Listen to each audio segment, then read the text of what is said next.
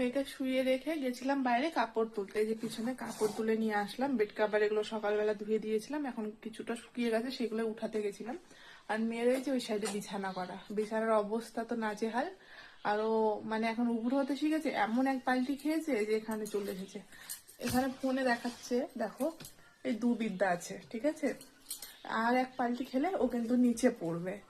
আর আমরা বেশিরভাগ টাইমটা এই বারান্দাতেই কাটাই, এই যে দুটো রুম, ঠিক আছে। রুমে দিনের বেলা কমই থাকা হয়, যেহেতু বাইরে আমাকে এদিক ওদিক কাজ করতে হয়, এখানে মেয়েকে রাখলে মানে আমার সুবিধা হয়। তো ওকে রেখেছি, ওকে রেখে তো আমার মানে এখন কাজ করা মানে অনেক মুশকিলে পড়ে গেছি। ও যখন তখন চোখে থেকে পড়ে যেতে পারে।